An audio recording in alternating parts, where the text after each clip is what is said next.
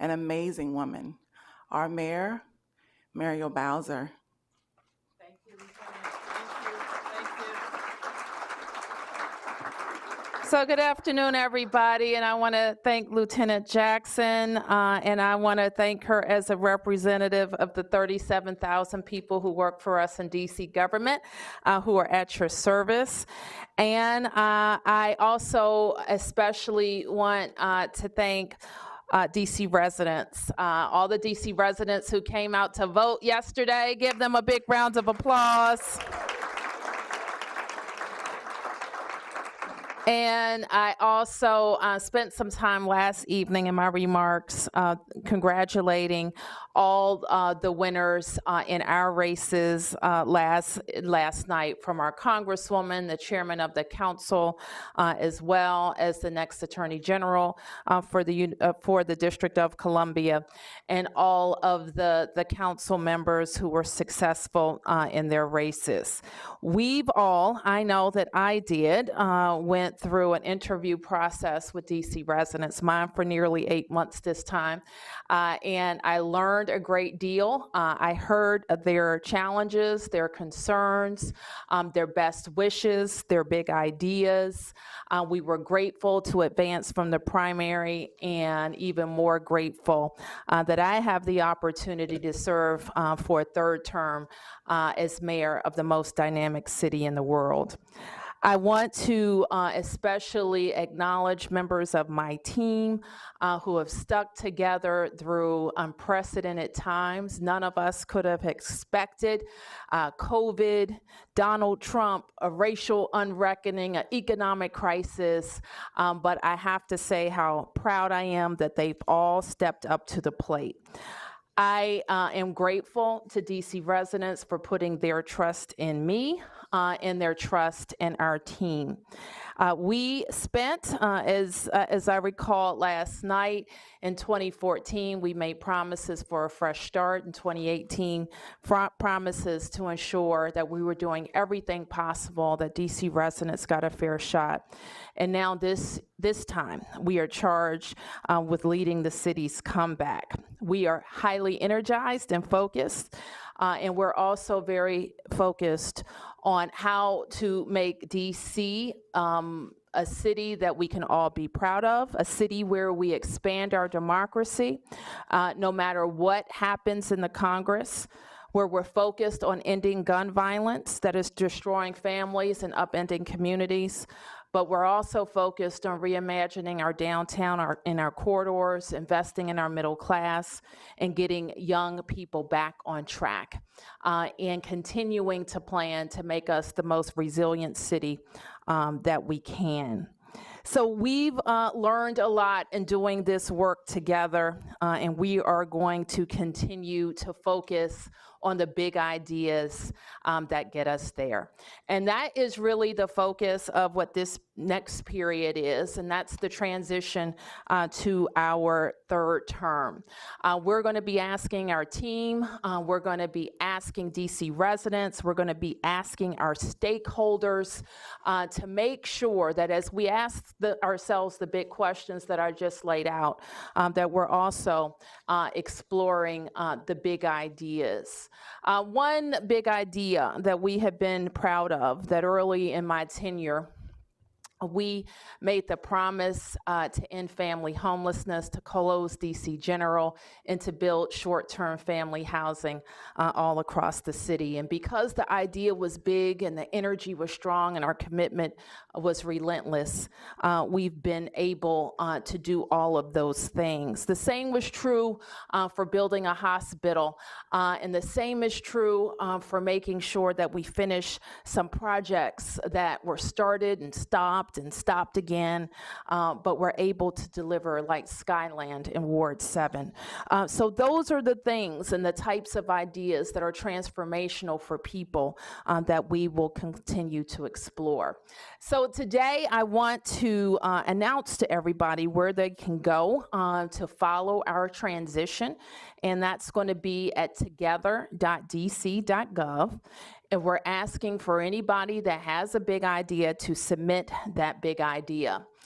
Later in the month, we'll all get together for a summit where we will discuss in person and through various means how you can submit those ideas and work with the leaders who will help us get there. So that's together.dc.gov. And a very big part of what we will be talking about during our transition as well is joining us.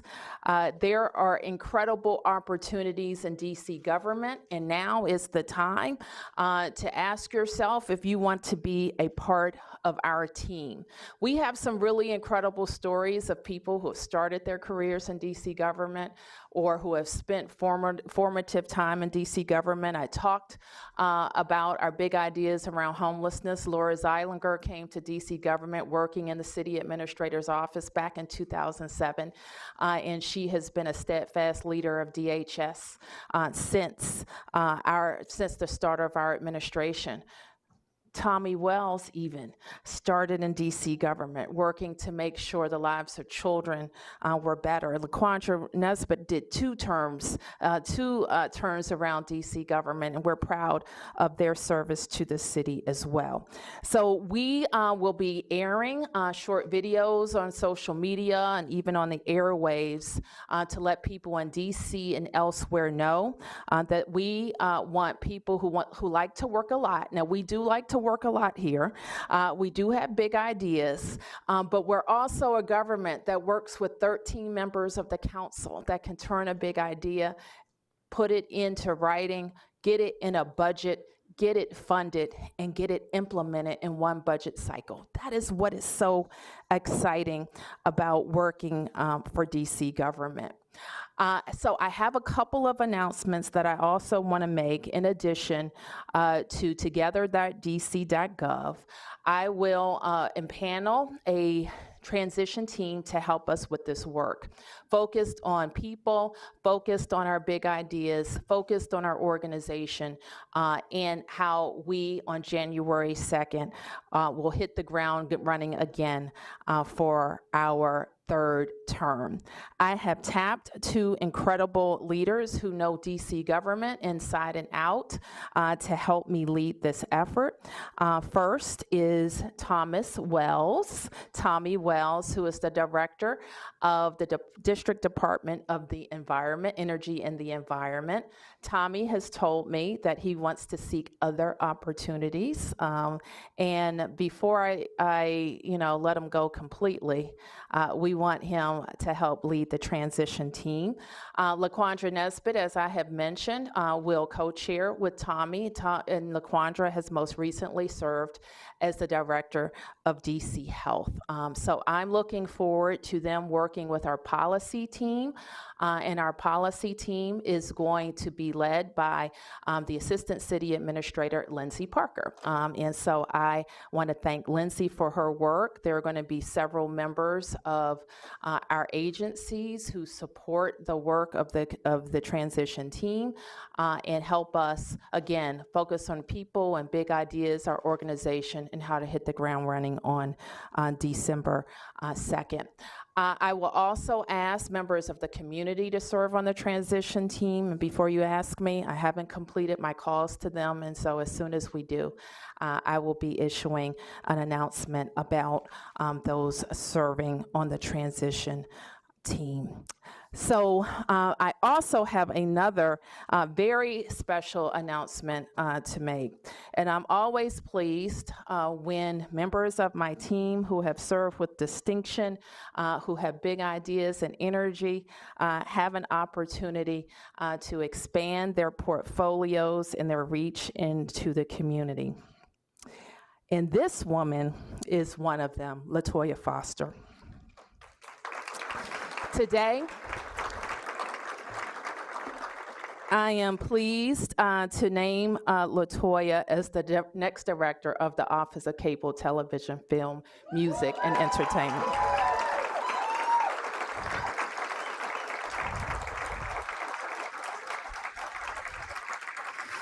Many here will know LaToya when she was on the other side of the camera. And others of us know LaToya from working in DC government. And she, of course, started with me as a press secretary and has been serving as the communications director for the last several years. LaToya will bring to the office incredible energy, a wonderful knowledge of the District of Columbia and its all 8 wards. And she takes with her my complete confidence. So please, once again, acknowledge LaToya Foster.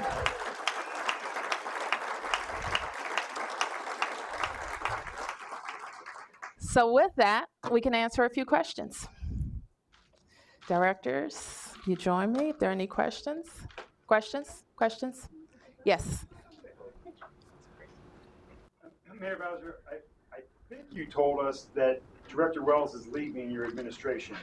I told you he's no longer going to be the director of DOEE. Okay, so can you tell us when that happens, and have you had any other of your cabinet members tell you that they'll be leaving after this term? No, I haven't. Okay, and so when does Director Wells stop being Director Wells, and what's going to happen there? Have you got any thoughts on? Well, we have, and I should note, and if the team would go back to the schedule of events, I think I missed saying that we're going to have a number of opportunities for people to find out about opportunities in DC government. So you can check our websites where we should have posted the announcement for the DOEE director. LaToya's position will post as well for communications director, and there will be others. I should also mention that part of the work of our transition team will be to sit down with every member of the cabinet in a transition interview process where our cabinet members will be talking about their big ideas, the challenges in their agencies, and how we're going to tackle them in the next 4 years. DOES will conduct job fairs in the coming days. I will also host what I like to call a resume raiser, where it's like a happy hour where you get to talk to officials in our various sectors about opportunities and your skills and your interests.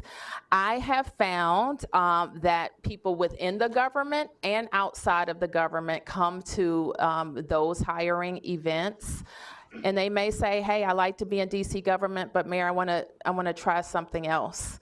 And so that is an opportunity for them to raise their resume.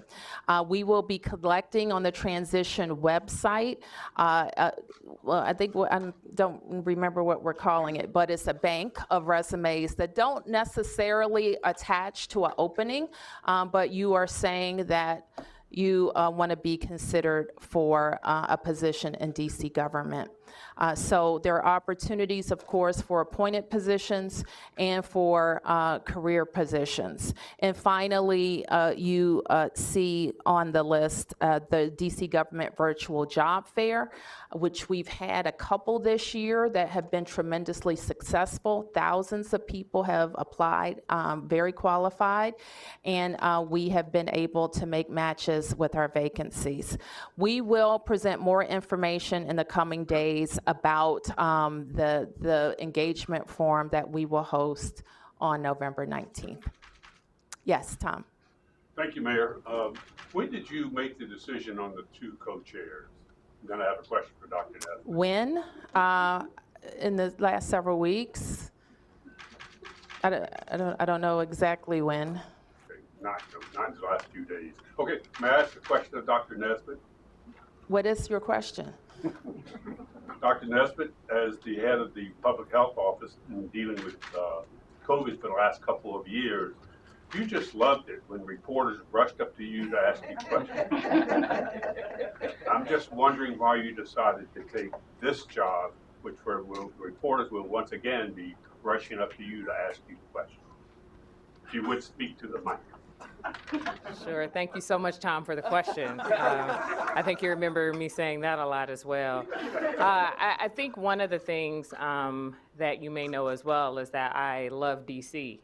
I love DC a lot. I'm not a native to DC. I moved here several years ago, and the mayor mentioned in her opening remarks that I did 2 tours in DC government, which means I have a tremendous love and passion for the residents of this city.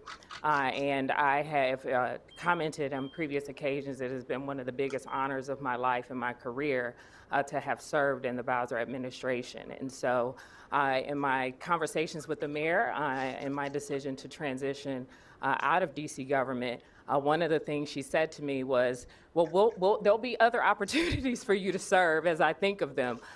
So I didn't hesitate when we had a conversation about ways that I could be supportive of her transition and thinking about the district's comeback to be able to be of service in this regard. So any way that I can be supportive of the mayor and in any way that I can serve the residents of the District of Columbia, I'm happy to do so.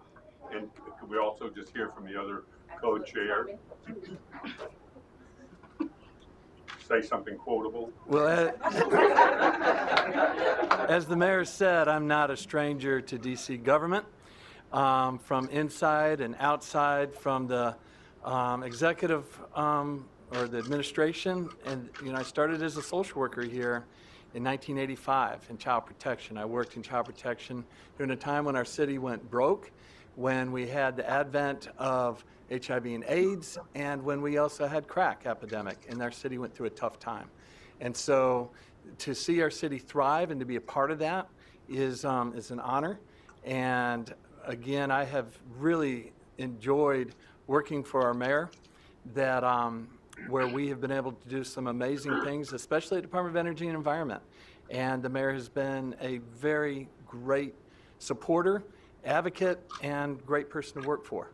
And so with her asking me to do something more was an easy yes. Martin. We've been mayor for 8 years, we're going to be mayor for another 4 years. There's a lot of people high up in the government who have served over the course of those 8 years. Some of them have served in multiple capacities. I mean, you have some folks have served double duty as, city administrator and also deputy mayor of public safety.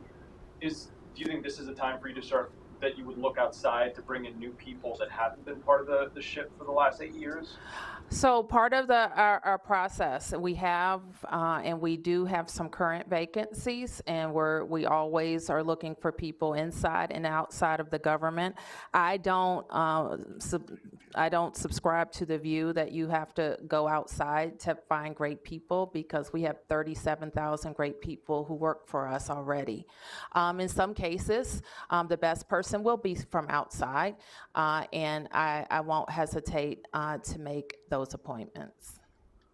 Yes. Mayor Bowser, a few questions. One is, what do you hope to do differently with this third term? Well, I talked already about what I think the big questions are that are facing us.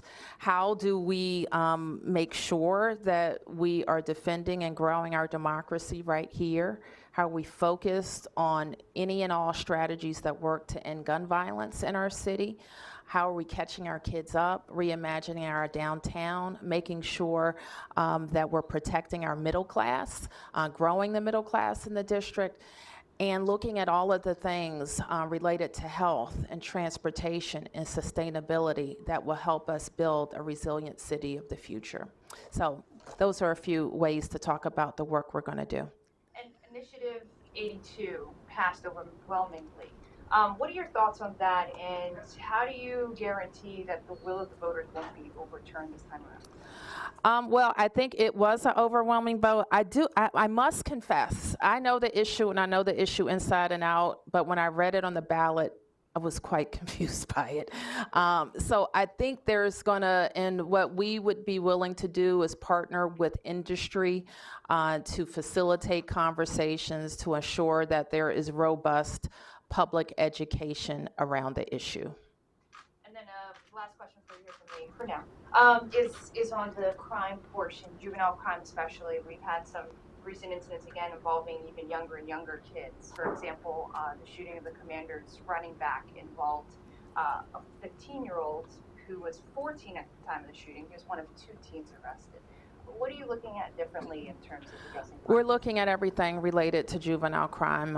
In fact, yesterday we had a meeting. The city administrator convened a meeting on election day that was a robust discussion from all of our agencies that touch kids about what changes we need right now or what changes we need in the coming days and months. And so we're going to continue those robust conversations. And again, anything and everything that can work, we're gonna implement. Yes, Sam. Yes, Mayor, still on juvenile crime. First, congratulations. Thank you. On your victory. Congratulations to Toya. She's the best communications director ever. Thank you. But anyway, looking at this issue of kids, I just got a call. There's some shooting involving kids over at Idea Public Charter School. There's a vigil tonight for a 15-year-old who was shot at 7th and N. And then I heard that the rec center at 7th and O, the Kennedy Rec Center, has been closed down since before COVID. How does that happen when you have a situation like this and the city is letting rec centers lie fallow? I wouldn't reduce the very complicated situation of violent crime among juveniles to the status of Kennedy Rec Center. I think we would be missing a lot of issues. We might be. And as I understand it, why close a rec center when you got a problem like this? That's the question. I don't know the specifics around Kennedy Rec Center. As I recall, though, from some emails, I think the hours have been restored at Kennedy Rec Center, but let me get back to you on that. Yes, Michael. Mayor Bowser, I wanted to ask you about your take on national politics. How do you feel like last night's congressional election shapes the chances of DC making progress on independence issues like parole or the National Guard? Well, I think we all woke up this morning, the Democrats did, very pleased that the red wave or the wipeout or however you want to call it so far hasn't happened. I think we don't know still what's going to happen in the House or the Senate for that matter, but our approach to governing doesn't change. We have worked with, I have now worked with 3 different presidents in various iterations of control in the Congress.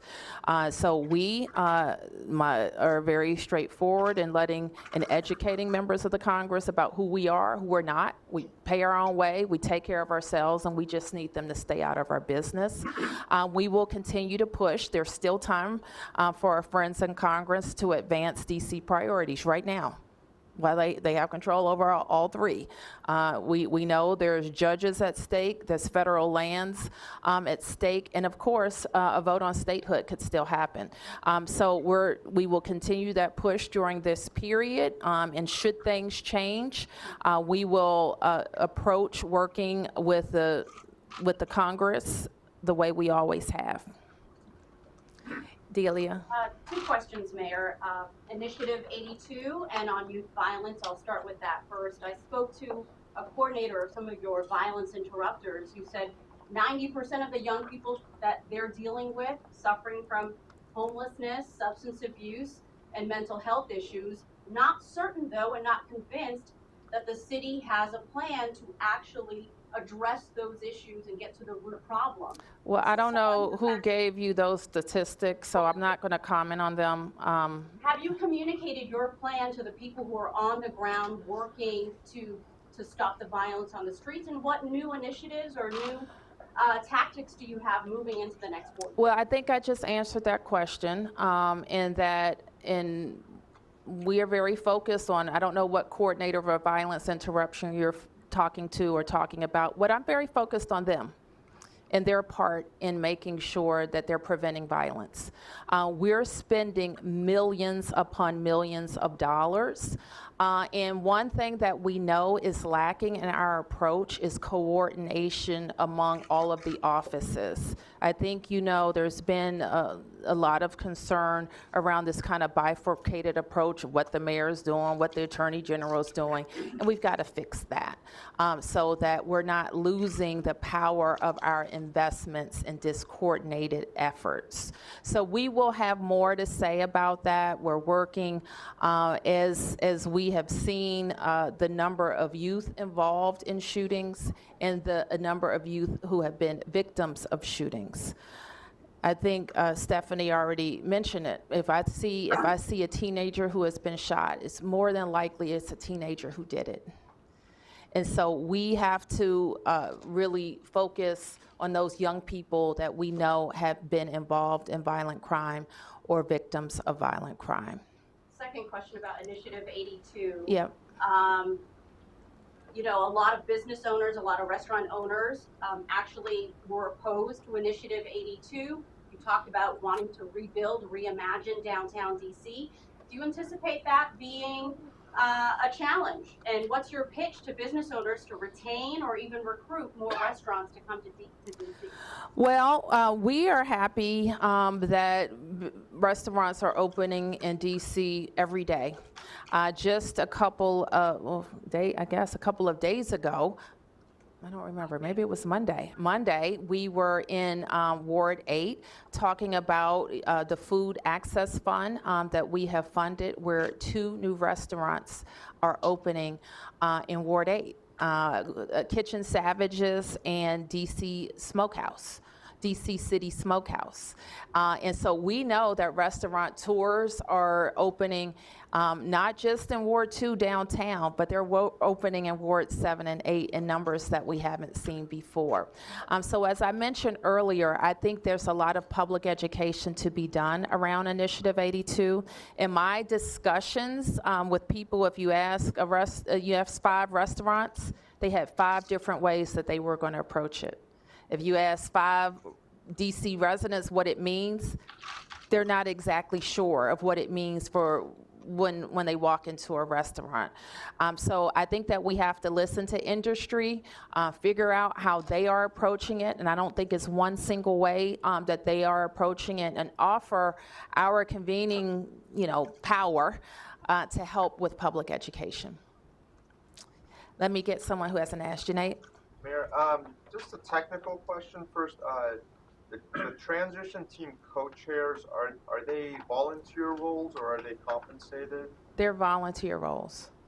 And also, in terms of any new staff announcement or exits, do you plan any in the next few days, or what should we look out for in terms of timeline for staffing? I would say that as we are usually, I don't know exactly, let me just say, I have a rule about hiring. I don't hire anybody till I have the exact right person. And so I don't put myself on like a artificial timeline. I do hope, as we did when I started the very first time in 2015, to have as many people in place by the time I'm sworn in on January 2nd. Tom. Thank you, Mayor. I want you to put on your political hat here. Your victory for a 3rd term was big, but I want to ask you what you think about the DC Council changes. New council members in wards 3 and 5, and a change in the at-large race. Your relationship with council member Alyssa Silverman is pretty well known, but what's your analysis of how will you be dealing with this new council that takes office on January 2nd when you do? Well, we want all the council members to be engaged with our discussions right now. I have been reaching out to them, the nominees, from the time that they won nomination in June, and now that they are in a transition as well, likely even more. And we're going to continue those conversations. What I like to understand from the council members is what is their agenda? What do you want to get accomplished as a member of the council? What is your focus? I don't know what their committee areas will be, but oftentimes, and I think that, Mary Che has been an example of this. For example, like she had issue areas outside of her committee jurisdiction. She had an agenda. Tommy, when we served together on the council, I knew what his agenda was. Even as a colleague, I knew how to work with him because I knew what was important to him. So what I want to know from all of the members of the council is, what is your agenda and how can we be supportive of it? Likewise, I want them to know what my agenda is, and all of the ways and all of the synergies that there are between the things that we were sitting down here to work on. The Board of Elections today has said there are 19,000 votes still to be counted. 13,000 of them would like to be counted by the end of the day, 6,000 by tomorrow morning. Doesn't look like it's going to change anything. Would you specifically address the at-large race where Kenyon McDuffie has successfully moved from the Ward 5 seat to the at-large seat? Well, I said last night that I'm really happy for Kenyon. I think his decision to run was a courageous one. I thought he ran an honorable campaign. And I think he focused on the issues that are important. And I've got to say, I haven't really dug into the numbers, so I don't want to talk specifically about the numbers. But from what I've seen, what I have seen, he has he has a nice path to victory. You saw that path. He had a nice. If you're a citywide elected official, you want to have a path like that to victory. Because what I saw in it is that he did not exclude any ward in his outreach, and he won precincts, I think, in every ward of the city. And he had some really, really big numbers in some wards of the city. And when you're able to cut into an opponent's base as significantly as he did, and you're going to win. In wards 3 and 6. You haven't mentioned the council member who apparently has lost, Alyssa Silverman. Have any comments on the fact that she lost? Well, I'd rather talk about the future, because that's what we're here to talk about. She served on the council since 2015, I think, or before. She's been on there quite a while. No thoughts on her at all? Any family leave or anything? I think that the voters spoke loud and clear about the direction they want for the independent at-large council seat. And I think for all of us, we can question the voters, all day and all night, but they spoke. And they usually know what they're doing. Can I run down some issues and whether Alyssa Silverman's loss affects the calculus of it? So, like football stadium, Kenyon McDuffie probably, I'm not sure, but I'm assuming he's more supportive of a hypothetical football stadium. Does that change the calculus at all for you and getting a deal emerging from the council maybe? As you know, I approach every issue with the council fresh. And so we believe strongly that a lot of the issues that have been raised are slowly but surely being addressed. So I don't know exactly how to answer that question other than to say we would take to the council what we thought was best for the district. Are you more optimistic for a football stadium to be built then? Not based on this race, based on some other news. The team being sold, potentially. I think, yes. Can I ask about economic development too? Any changes you predict with, Kenyon McDuffie, who is a sort of a leader on the economic development front? As Phil likes to tell me, I'm no longer on the council, so I don't get to comment on committees.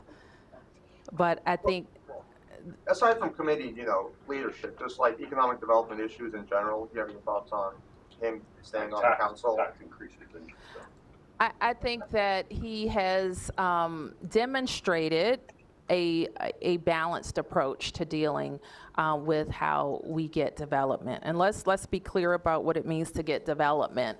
That means more housing, more grocery stores, more jobs, more tax revenue, more opportunities, more investment in DC public schools, more investment in human services, better transportation infrastructure. So it's all in there together. And I do think it's important to have balance on the council when you are considering how you're bringing your city back, which is going to take and require the need to attract more employers and more jobs. So I think that the council member McDuffie has demonstrated a willingness to be balanced and to listen and not to villainize people who create jobs in our community. Yes, sir. How are you bracing for what looks like a Republican-controlled House, at least, that might want to come in and sort of just question some of your policies and score some points with their criticism of the direction you've taken the city over the years that they might not agree with? It doesn't matter what they think. It matters what DC residents think. And we will do with them what we've always done, is tell them who we are. We take care of ourselves, we create our own laws, and we need them to stay out of our business. And until we get statehood, we will continue to be very forthright in those discussions. Do you anticipate more fireworks, I guess, on the Hill from people trying to score points against you or some of your appointees? Or I don't really know what to anticipate. First of all, they haven't won yet, and so the votes are still being counted. And if you had asked me the same question yesterday, I'd have been like, oh gosh, yes, it's going to be terrible. But now, like, even if they do get the majority, it will be a soft one. It'll be a soft one. And our voters, what I asked DC residents leading up to this election was to stick with us and to vote. Because if they do try to haul me up there and score points, they don't usually. But if they do it mostly on Twitter or whatever. If they do, we know that DC residents will be prepared to have my back. All right, I'll take a few more. Yes. Congratulations, Madam Thank you. Mayor. While I respect Dr. Nesbitt and certainly Director Wells, I have to say that if you're talking about a new start, you're starting with old people. People who've been around. So how do you persuade people that in fact you are trying to have a fresh start and that your agenda isn't going to be the same old thing that we've been seeing for the last 4 or 8 years? Well, Janetta, fair question, but I didn't say that we're going to have a fresh start. I said that in 2015. What I said was we're going to build on our big successes, recognizing that we still have challenges. And the reason why I chose Tommy and LaQuandra is because they know DC government. And sometimes when you bring people from the outside, you spend more time getting them getting to know what you're talking about and less time talking on how you can make changes to make things better. So that's why I made that decision. But I also wanted people that were slightly removed.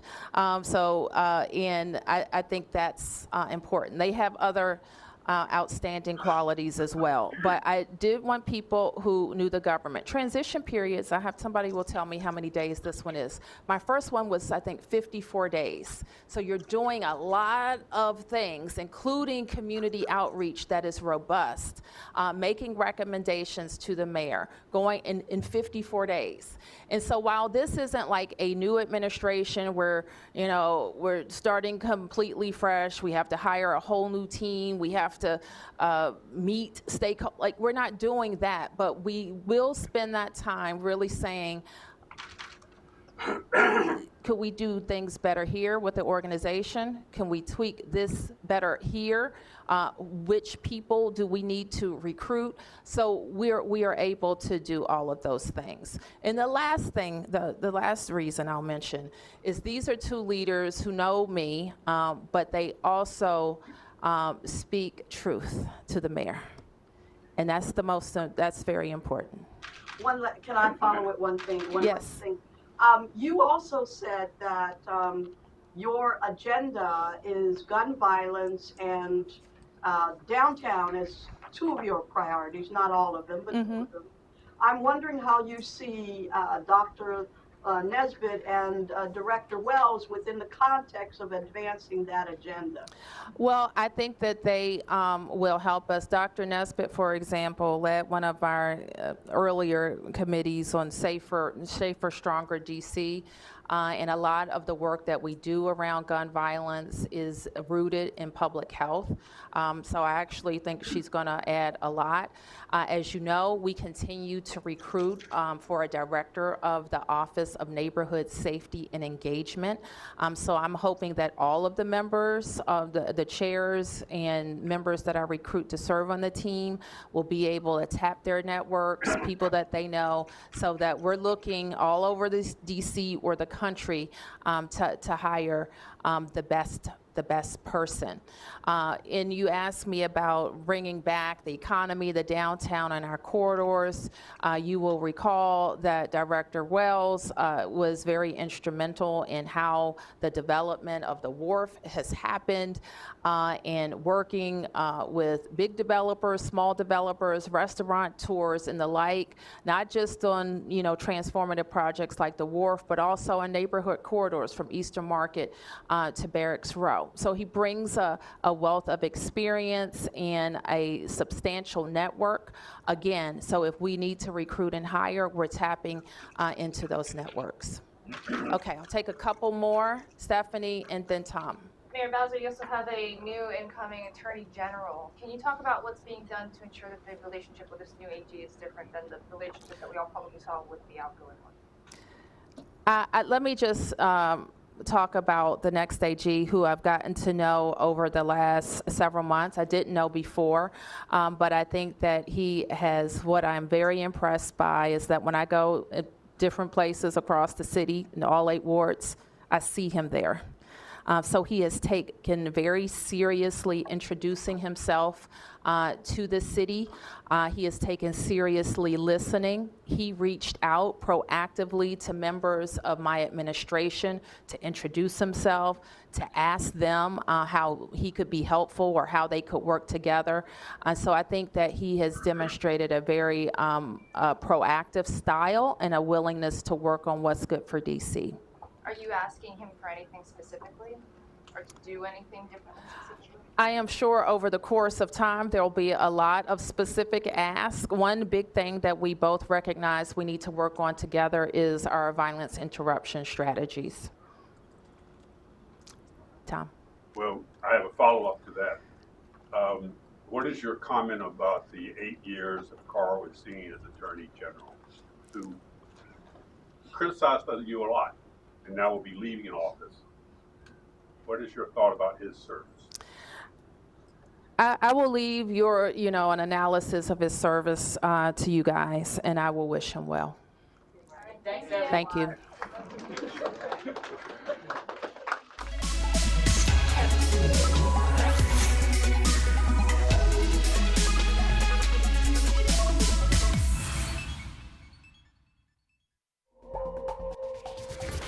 We now return to our previously scheduled program, already in progress.